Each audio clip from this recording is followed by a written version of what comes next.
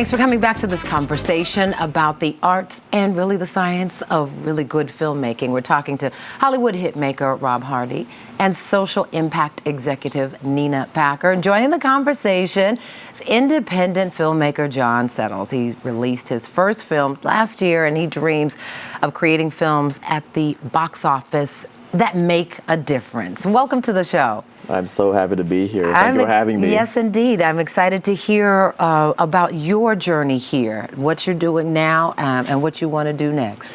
Yeah, so I started my filmmaking journey in 2022 when I was in college. Thank you. It was soon after I graduated from Oglethorpe University. I studied communications, but I was studying writing as my minor. We covered everything from screenwriting, playwriting, poetry, prose, you name it, we covered it. I just really took to screenwriting and playwriting. And then for the last, almost 3 years now, I've just been going on different sets, getting more experience. And as of last year, I did release my first funded film.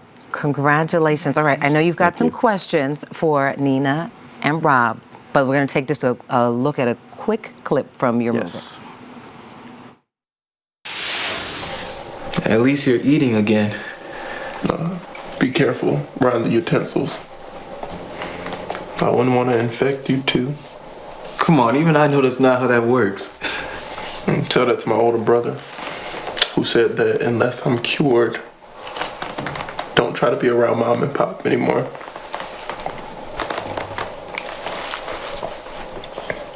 I tried to tell him that's not how it works, but he still. I see. Yeah. I called someone that I think might be able to help. Unless they can take away HIV. I don't care who it is. The movie's called Fear Not. Yes. Obviously, it's about the depiction of a young man who's dealing with HIV, right? A very heavy topic to take on. Why did you want to take on something so heavy? Yeah, so initially, so it was funded by the Gilead Compass Initiative. And the theme of the grant was to reduce HIV/AIDS stigma on the queer community by having creatives, activists, artists create a project, and then share that project by including some aspect of faith within that too. Understood. And I know I don't want to run out of time for you to ask your questions of Nina and Rob. Yes. So go ahead. What's your first question? Yeah, so first question that I want to ask both of you is just given the current climate in society and everything that's going on right now, how are you personally staying inspired creatively? I stay inspired by listening to music and watching projects that inspire me, and also doing things away from the business, things that I enjoy, family, kids, hanging out with friends, and kind of relying on that and my faith to kind of, drive me through my work. Nina, how about you? How do you stay inspired? Definitely prayer, but also doing some of those similar things. I like to get out a lot. I like to be around people with good energy, people that I know care about, social impact and things that make the world better. So, you had another question too about just a typical day of writing and producing. What's that look like for you? Typical day of producing for me is actually putting elements together and thinking about what I think that people may want to see and make, and connecting with other creatives to see how we can collaborate to get that stuff made. Yeah, your advice?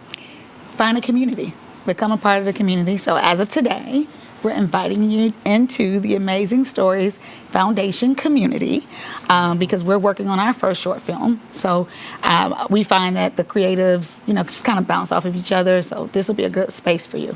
Thank you so much. Thank you. Yes, indeed.